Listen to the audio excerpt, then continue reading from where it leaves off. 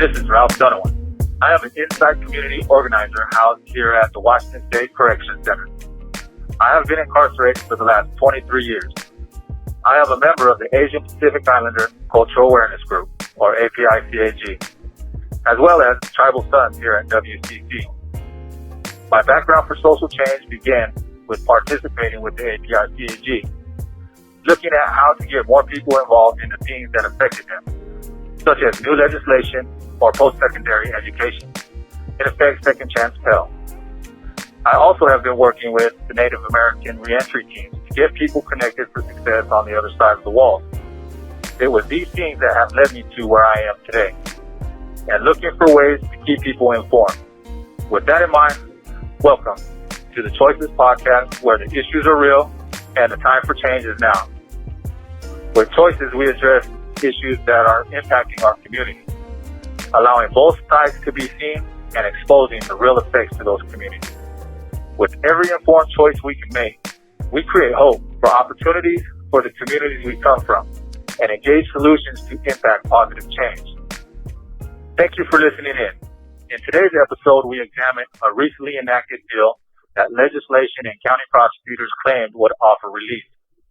By alleviating pressure from the state clemency board and giving more power to county prosecutors in the form of a sentencing tool called a 6164 petition. These petitions are supposed to allow prisoners an ability to be resentenced under certain criteria and circumstances. Today, we will look at whether or not this is really the case, or just another illusion of reform that gives legislators and prosecutors alike the ability to continue to lie to our communities that they say they are working to make safer. In 2020, the Washington State Legislature signed into law a resentencing bill titled 6164, which most of Washington State's incarcerated population has heard of, applied for, or knows someone who has applied for. What this means is that someone whom has been convicted of crimes can ask the prosecuting attorney of their county to be resentenced, under the presumption that the sentencing falls under what would become the new language added to RCW 36.27. What this did was add a new section to that RCW. In Section 2, subsection 3 of the RCW, it is supposed to give a guideline for a means to relief. So for those who don't know this, this is what changed. Section 2, subsection 3 says, the court may consider post-conviction factors including, but not limited to, the inmate's disciplinary record and record of rehabilitation while incarcerated.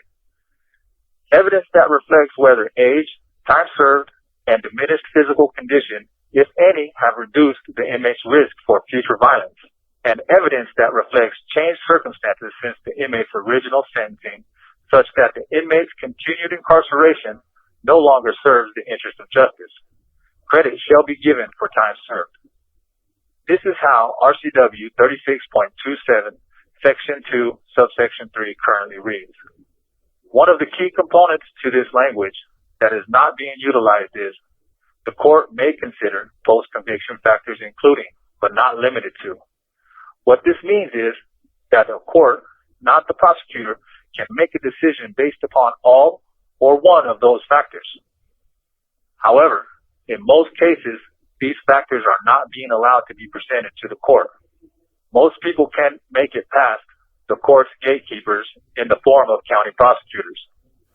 What this type of reform was promoted as was a way for individuals whom were sentenced to an extreme amount of years behind bars an ability to seek relief.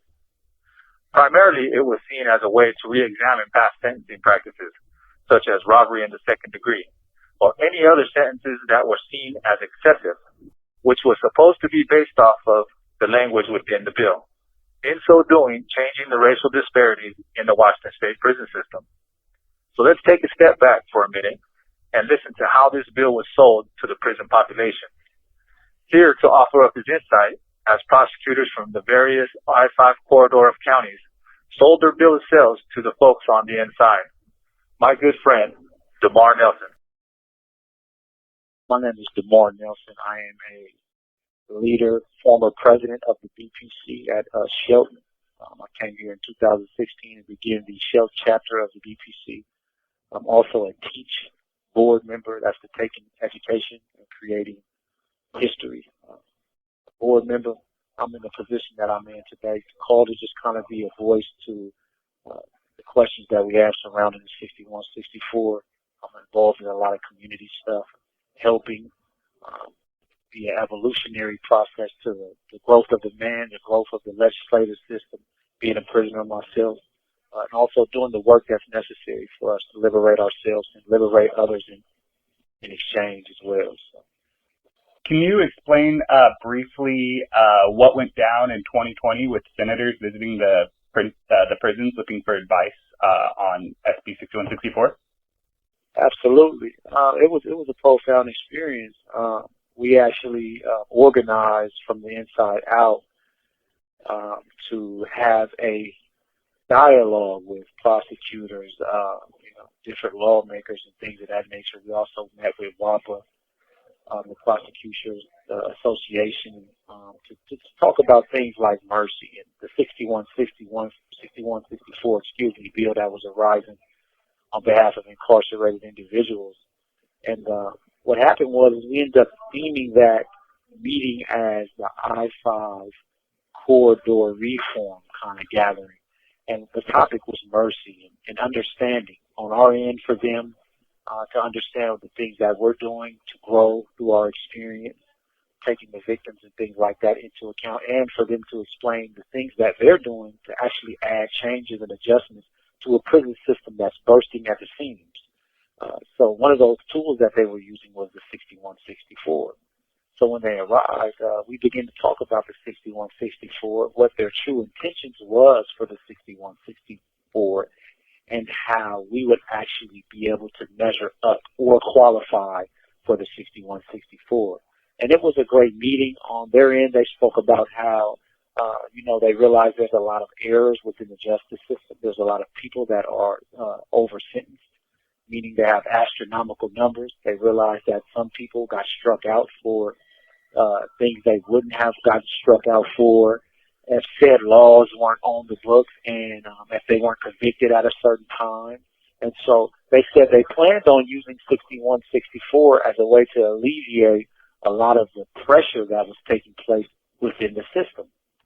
So when 6164 passed, what had happened was we actually began to see that they actually focused on people that got life because of robbery too, people who had medical issues within the prison system, women who had some battered syndrome issues, because we kind of kept tabs on the women results and what was taking place with the women in Purdy as well.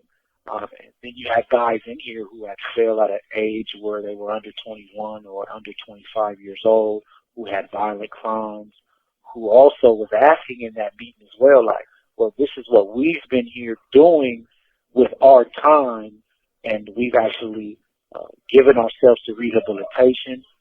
What does that look like at 6164? And they were like, well, yeah, it's actually going to be a process where you could actually petition, you can ask to be seen, we'll take it to a committee. There was a process where, they'll grant that petition as possible, and they'll try to get you back if it's reviewed, and upon review that we see that there's some errors. So there was a lot of hope on my end for people who have been in here and who have done a lot of time but didn't have the issues that they were necessarily focusing on. Now, fast forward, what happened was King County was very proactive in seeing about people through 6164. They even made good faith in responding to people who actually reached out and said, hey, I'd like a second look. I've been locked up this long, et cetera, et cetera. But what didn't happen was a lot of those individuals who had violent crimes, they said, well, we're not going to see you guys right now. That's not a priority for us. So those guys kind of fell to the wayside. What you also had in turn was you had people in different counties, Clark County, things of that nature, who said, hey, we don't care if 6164 got passed. We're not honoring it. So you begin to see the stress in the prison system. You begin to see the stress upon the families, where here you had a RCW, or you had a valve put in place for people to actually have a process to correct some errors or see some relief, but you had people in the counties and you had people in gatekeeping positions that were not willing to adhere to that process. Some of them even denied that we would even want to deal with you. So that was a very, very stressful thing. And also what we've ultimately seen is that though 6164 was instituted, it actually didn't change, because what you did was, we changed the hinges but not the door. So now you have people who have the same power that they had before 6164 came into play, but they're not willing to exercise that power, which keeps them in power. So it's like, hey, we got this law in the books, but we still have the power. So whether we choose to use it or not, that's on us. But whether we choose to see about you or not, we still maintain the power. So there's not any leverage for an individual to have a fair process, because you have some people who have written petitions and have asked to be seen, but they haven't even been considered. They haven't been responded to. And then some people in some counties, prosecutors and DA offices, have simply written back and said, we don't care anything about 6164. We don't want to be involved, and we're not willing to look at you through 6164, and we don't care. So the powers that be have took that power and just abused it. So that's what we've seen on our end. And that's kind of how that meeting went, and that's how the power has unfolded, and that's how it's affected the prison population and families on the other end as well. Because you've had communities get ready and rally around this thing, but there hasn't been any fair momentum. I can honestly give an applause to King County, because I believe that they're trying to keep it on the up and up.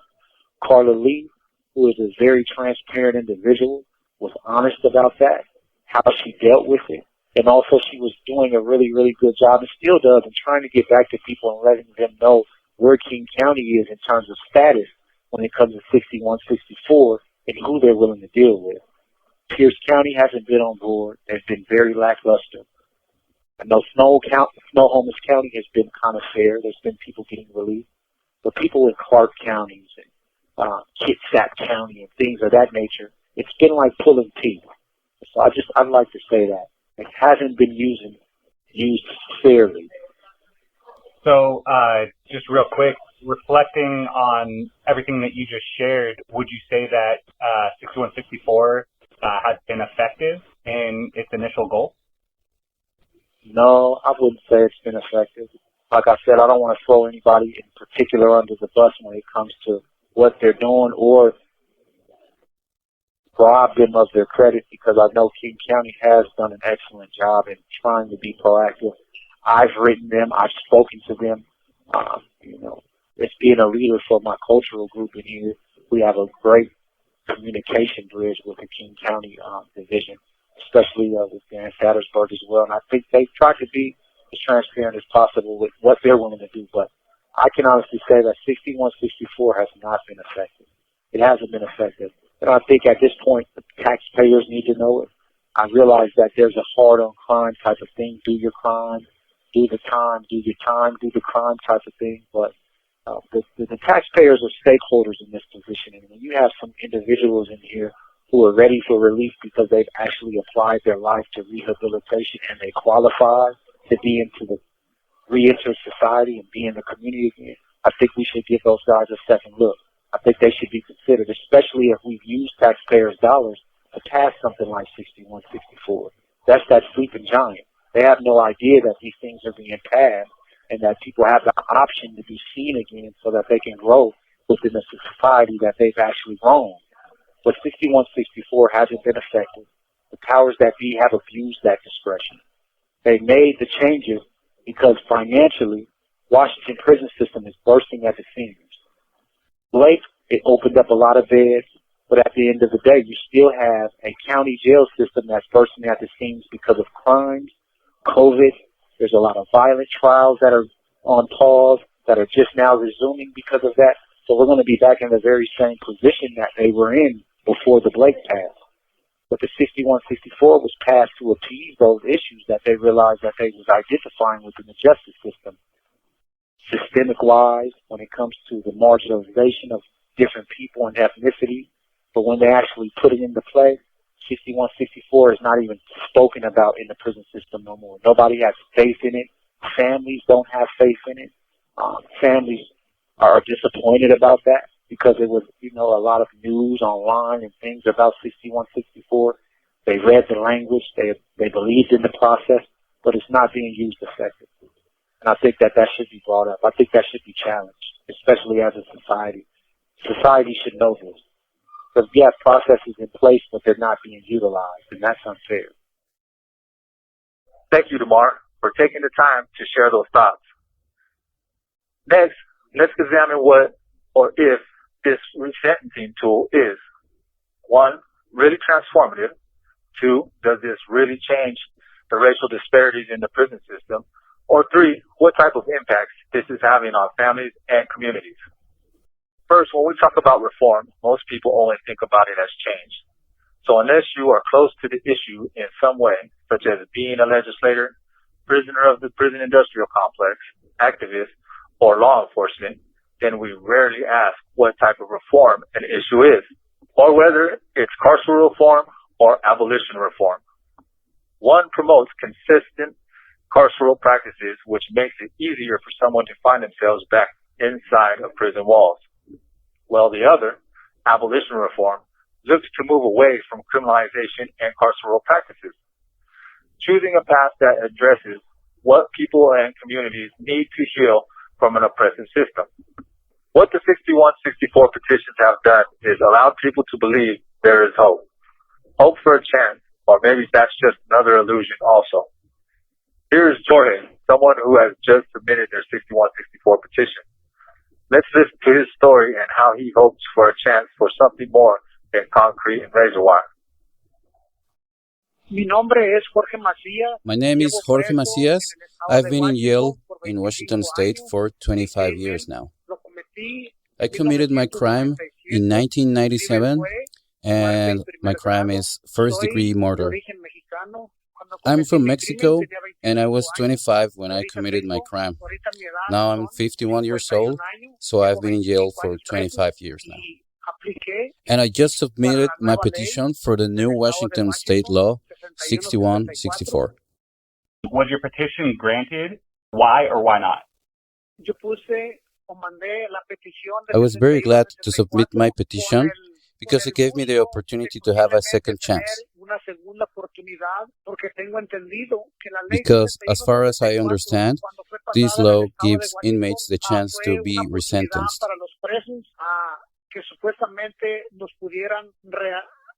Based on our behavior and the way we serve our time here in prison, that's basically the reason that gave me courage to submit it to Clark County in Washington State, begging for a chance.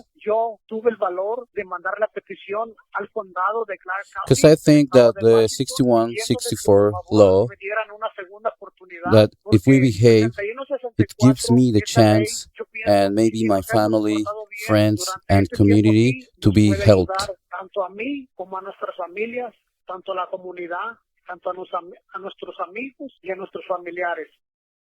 Why do you feel that you meet the need or the criteria of the petition standards?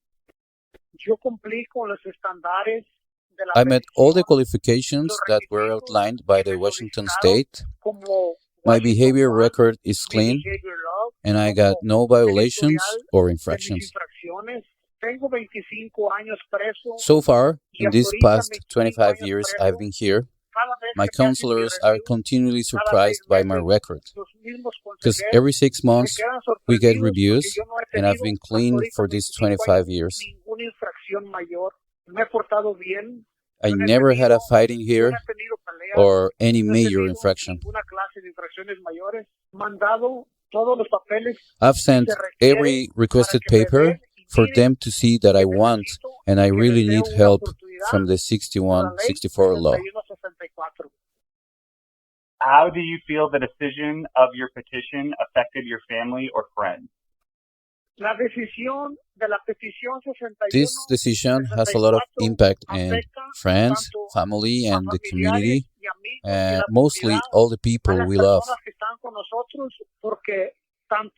For me, to have this chance or this opportunity is a great joy and also a great relief for me and my sons, to my aging mother. It brings her joy that they're giving me this chance. In these past 25 years, I could only see my father once, and he passed away 3 years ago. So my sons, grandsons, brothers and sisters, and friends, they're all happy that this law might relieve all this pain from all these years being apart and alone. That we weren't able to enjoy birthdays or Christmas and a lot of good moments we could have. I think that 6164 is a relief for inmates and family, also friends and brothers. Was the process for filing a 6164 petition clear and straightforward? Okay, yeah. It was very easy, very fast, and there's no problem with it, really. I think that for every inmate, or my friends and companions that I've known that had the chance to file their petition, they didn't have any issues or troubles with it. So now that you can see how the bill has actually been used as a sentencing petition, what do you think needs to change in it? 6164, it's a law that can really help a lot of people, a lot of inmates, and a lot of families that are waiting for us outside. Many families that have suffered, and many families that are still crying for each of their sons, each of their brothers, each of their husbands, and each of their grandfathers, each of their friends. I think 6164 is an exemplary law because it's a second chance for new generations of inmates that can look at the example of others, the example of people that have been locked for years, and the example of people that have been in prison for years, to see that it's possible. 6164, it's a major opportunity to us all and to all of our families. Hey, Jorge, thanks for sharing those thoughts, and good luck on your petition. Hopefully, the Clark County prosecutors can see the change. So, what is it for an issue to be transformative? I believe that in order for something to be transformative, it has to create a significant change in that something, almost making it something completely different. It's not just creating a change, however. That's what legislators, prosecutors, and actors of the Department of Corrections would have everyone believe. That transformative change has this less than mentality. So why are our loved ones and our communities of color consistently being asked to maintain that less than mentality in regards to the criminal justice system's reforms? With that in mind, how does this reform of transformative change apply to the 6164 bill? This bill was sold as something that would relieve some of the pressures that these excessive sentencing practices placed upon the state clemency board, giving prosecutors, yes, prosecutors, the added power to pick and choose individual sentences to change, the power to change things at their will, which has seemed to be ones that will only further their careers. Now, has the will of any prosecutor in this state been for either transformative change in BIPOC communities or fair and racially equitable sentencing practices? Which leads me to, what does racial disparity in prison look like? We can all see that the prison industrial complex traps, traumatizes, and impacts our communities of color more than any other in this country. We see those effects as people come and go. Men, women, and even children are held in these facilities and institutions.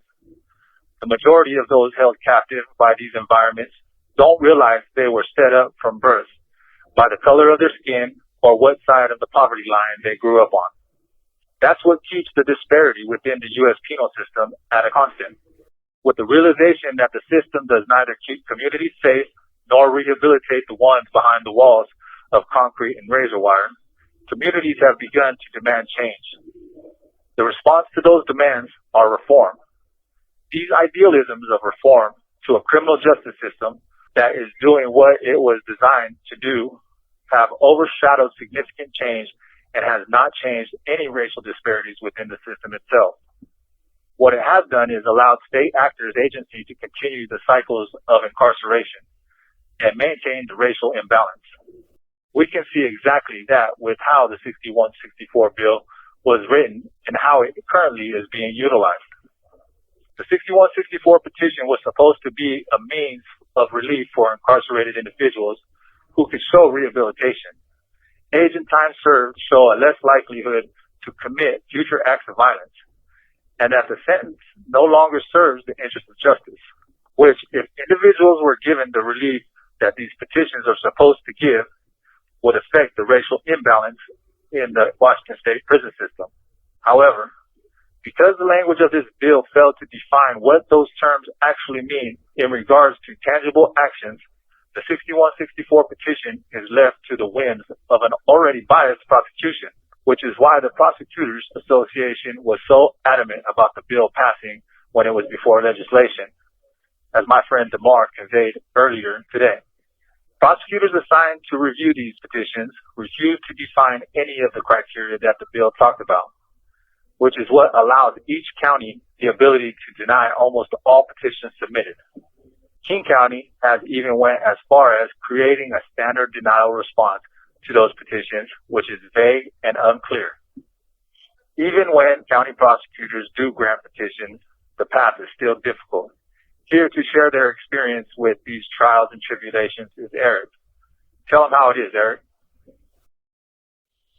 My name is Eric Michael Bacolod. My DOC number is 760310. I have been incarcerated since 1996 upon being convicted of 3 counts of assault in the first degree with 3 gun enhancements.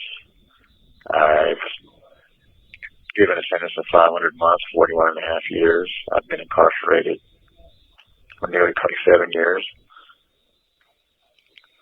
My 6164 petition out of Pierce County has been granted. However, I've been waiting for a year and a half to be resentenced.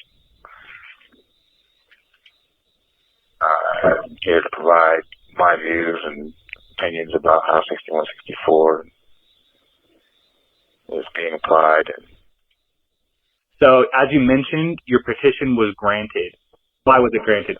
I believe my petition was granted because I meet most of the criteria that was set out by the Pierce County Prosecutor's Office, and that I was 18 at the time the crime occurred. I was given an excessive sentence. Nobody was injured. It's a non-homicide, non-injury case.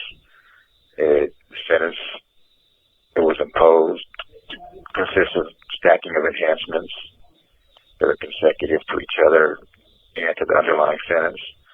And I served probably over half of the time that was imposed, almost 2/3 of the time. And it just doesn't, keeping me incarcerated doesn't serve the end of justice. There's no interest of justice not served by keeping me incarcerated any longer. I'm just simply being warehoused. I've exhausted all punitive and all rehabilitative efforts that I can from incarceration and being in prison. So taxpayer dollars are just being wasted on me being here. And it's becoming cruel and unusual to just warehouse me here when I'm just getting older. Time is moving by. So I believe that I met most of the criteria, and it's pretty obvious. I think the prosecutors can see that. That's why they granted the petition. All right, thank you. How do you feel the decision of your petition affected your family and friends? I think it gave them a lot of hope. It gave them a lot of hope, a lot of motivation, and has inspired them to want to be in my life more and help me build, help me with the next step in being released. And it's definitely brought us closer, because now we can see the light, so to speak. Whereas I was just here and they were there and life was just going on. Now they can see me walking out of these doors and coming back home. So it's been it's had a positive effect. On that note, how has the 1.5 year delay affected your family and friends? That's probably one of the bittersweet parts of it, or the bitter part of it, because it's just the anticipation, the build-up, the limbo, the suspense. It's been, when are you coming home? I mean, they accepted it. When are you getting resentenced? Why is it taking so long? What is the holdup?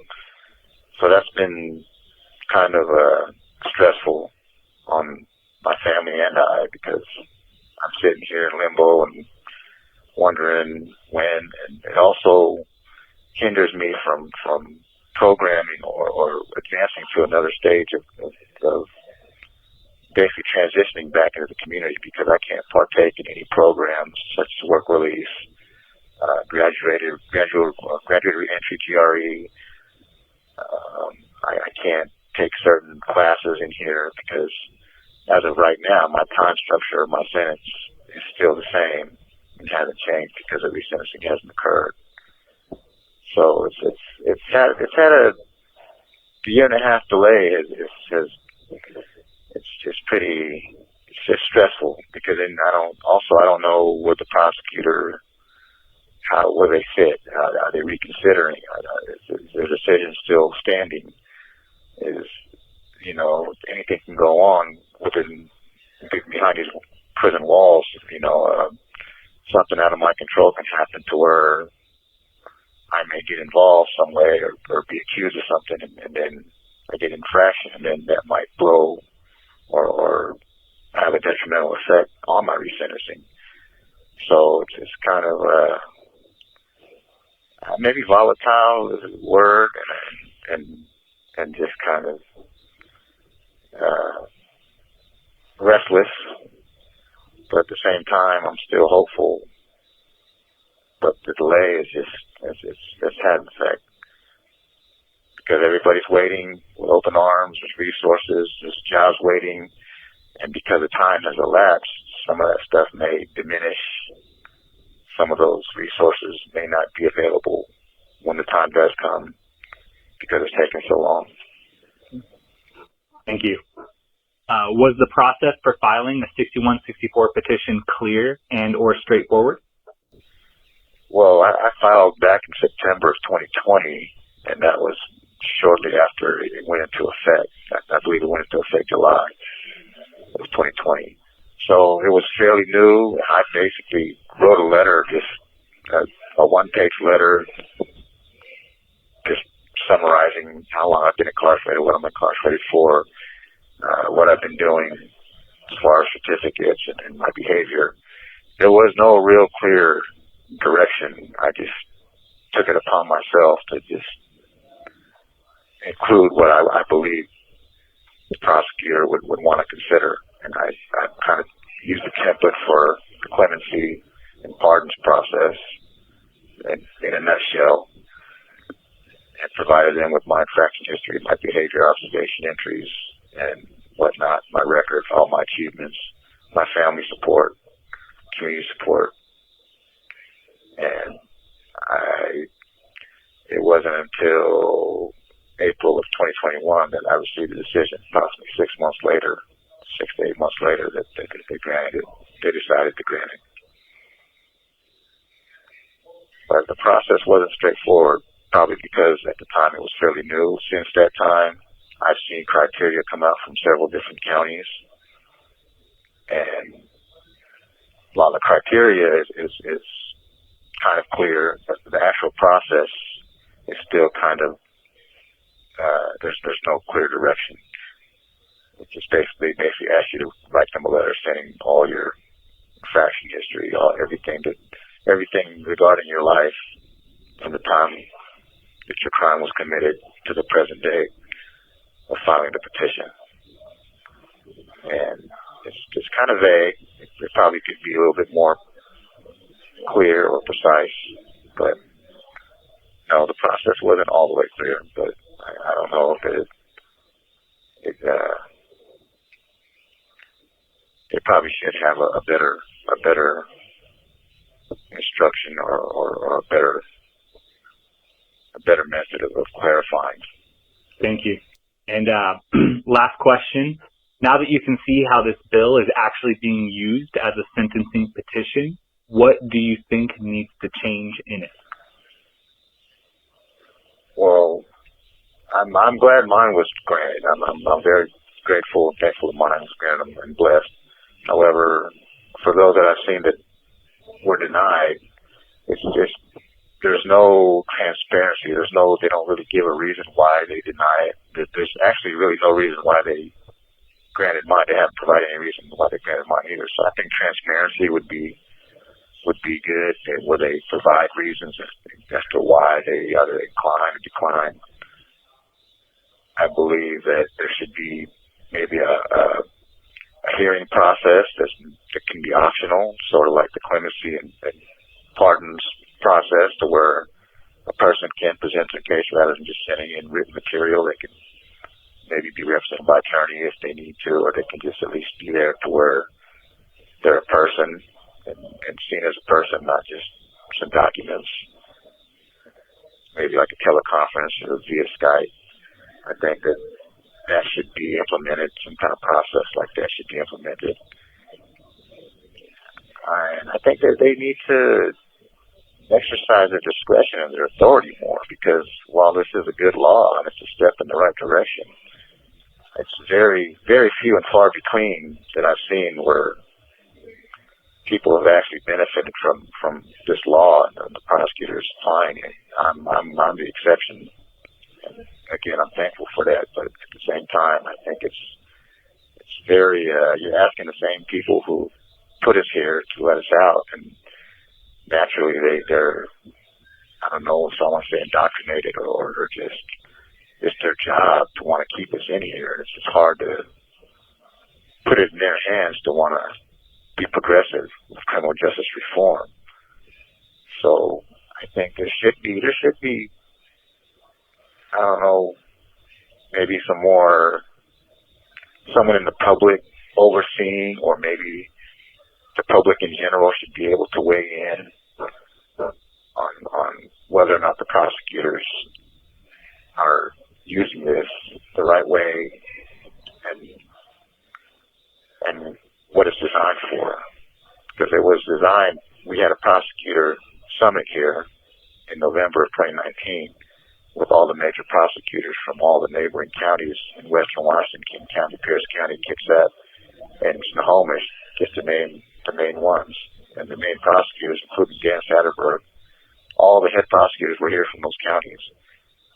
And this is something that we discussed before it became a law with those prosecutors.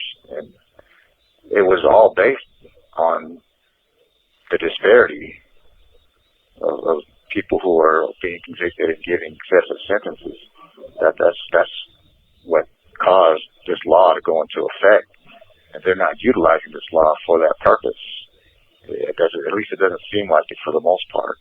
It's a law on the books. It looks nice. It gives people hope, but it's not being used for the purpose it was meant for all the way. I mean, there's just still, like I said, the prosecutors just need to have a change of heart.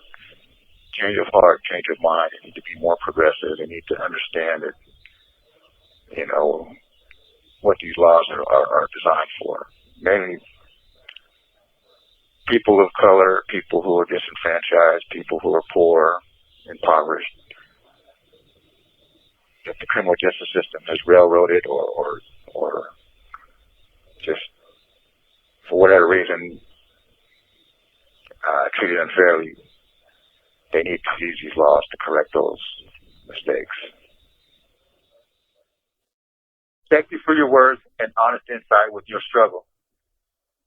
Now, if this bill that was supposed to offer real relief for people whom have showed rehabilitation, then why is it that prosecutors refuse to clearly define the language for granting these petitions? Furthermore, why is it that these state agencies refuse to commit to address the racial disparities in the Washington State prison system? Next, let's see what types of impacts are these types of bills really having on our families and communities? For those behind these walls whom have found the process that works for them on the path to rehabilitation from criminalization, we are consistently given the least action for relief. Is it because we are the ones usually with the most time? The ones that feed the vast machine that is the prison industrial complex? Or the fear the state has that the more of us that are on the other side of these walls will have a positive impact on our communities, exposing every failure of incarceration? Whatever the case may be, what is usually overlooked or ignored is the impact these types of decisions have on families and the communities that people are returning to. When individuals plead to the kindness of organizations such as county prosecutors for a 6164 petition to be heard, families and communities become involved.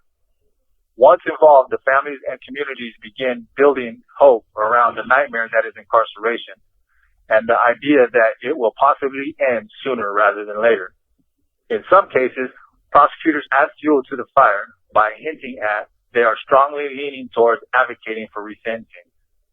It's statements like this that lead families and community members to begin preparing for their loved ones to come home. Then the reality of these bills comes to light.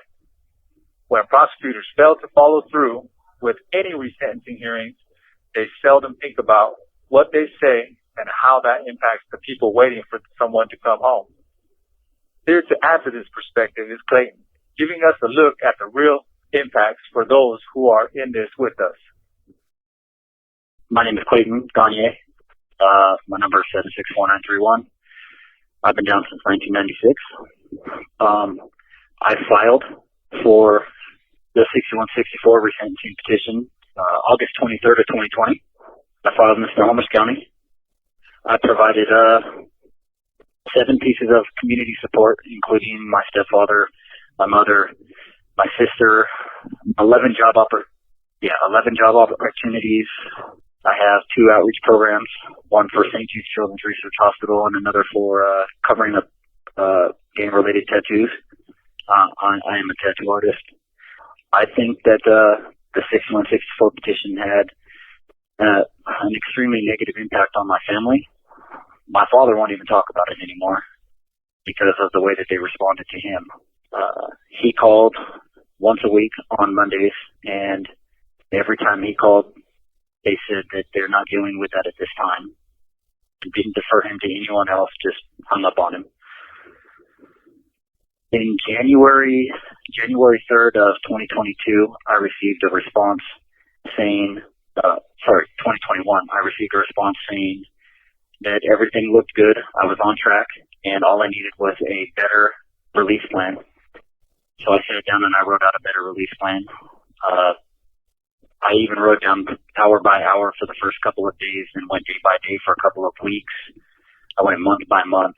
I included multiple job opportunities that I have. I'm moving to a small community town in Fulton, so it was really simple to find job opportunities out there because everybody's looking for work right now.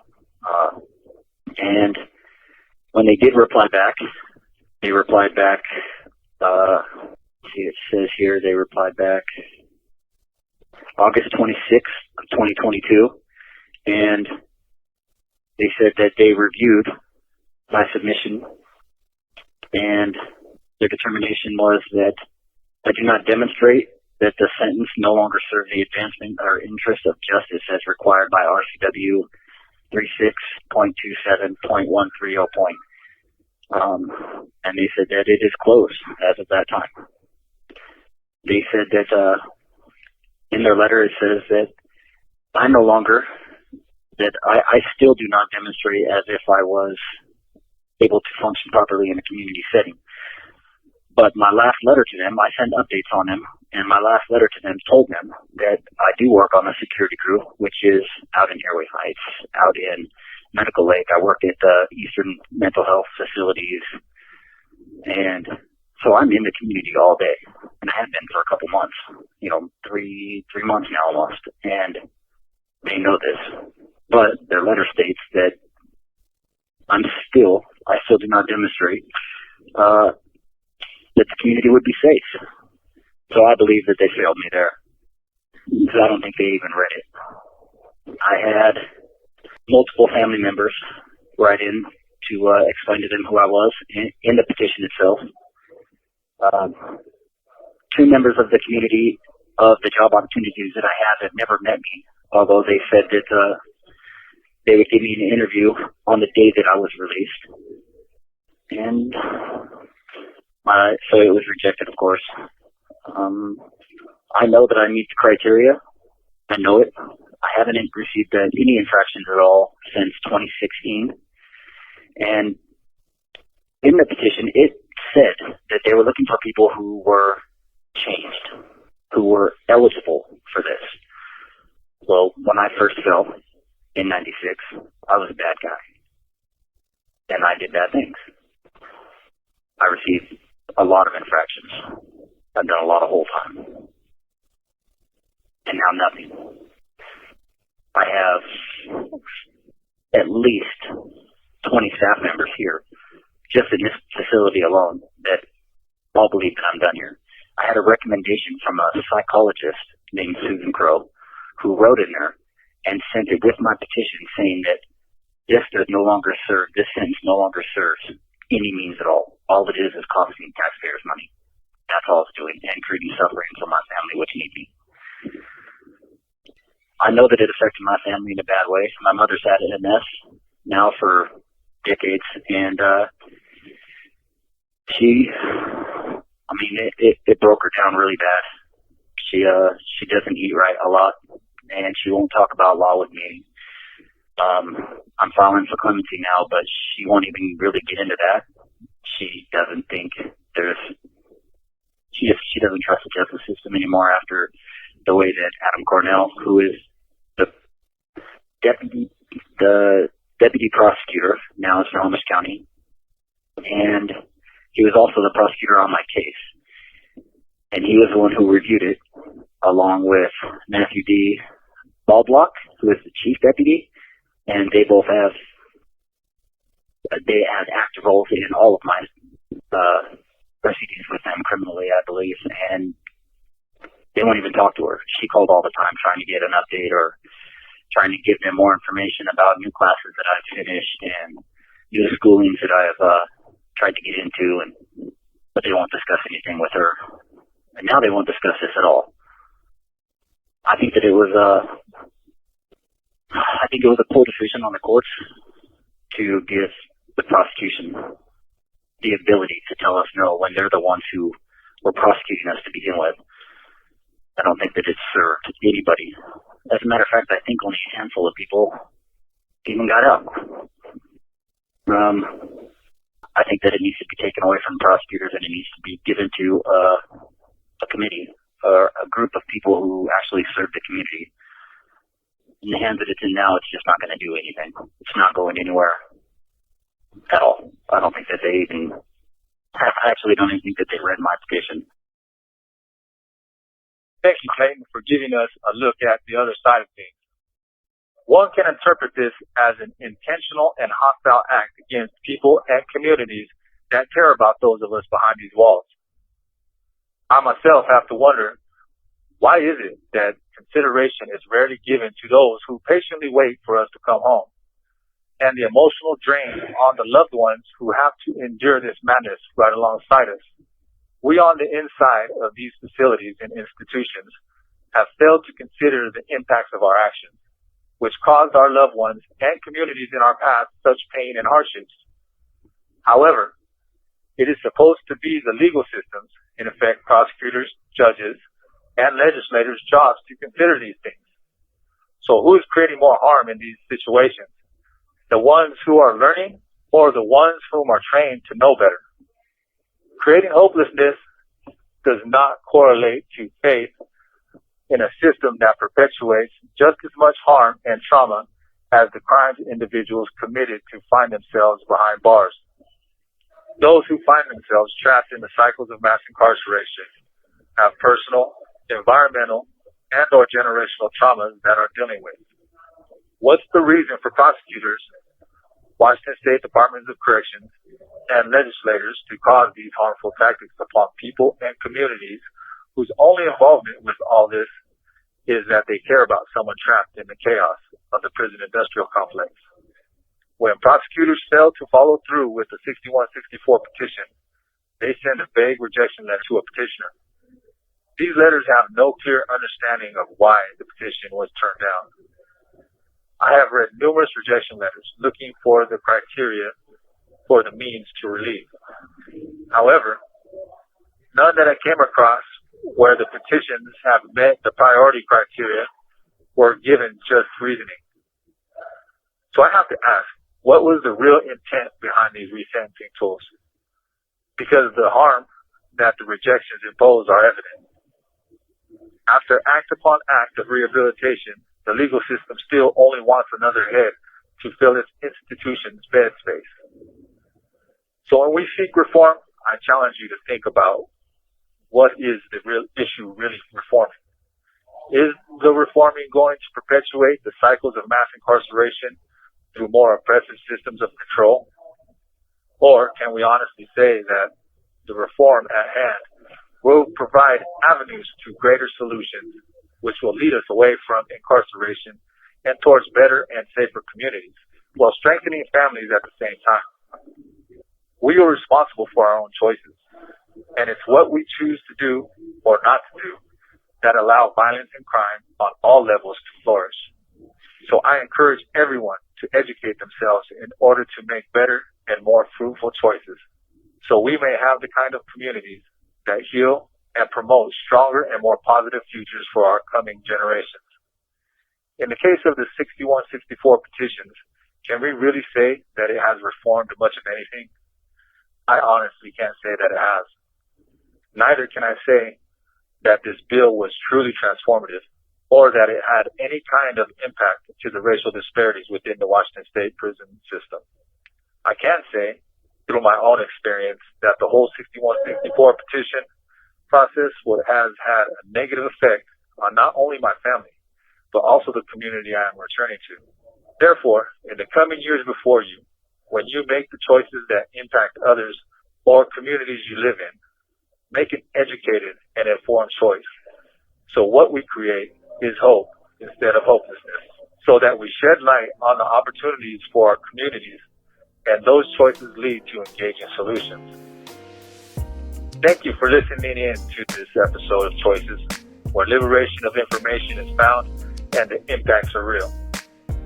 Thank you to all those who have made this possible. First and foremost, my comrades at Liberation Media Northwest, D. Nelson of the C.H.O.I.C.E.S podcast. And to those who are looking for some spiritual truth and growth, check them out at Salt21 on IG, or just Google Demar Nelson Salt, and it takes you to all streaming platforms he's on. Professor Mark Golem at Scripps College and Critical Resistance, and to the countless others that played their part in my life to push me to where I am today. Most importantly and essential, stay strong, son. Sending love and respect to all of you out there. Until next time, make the choice that creates hope and opportunities in communities and engage solutions.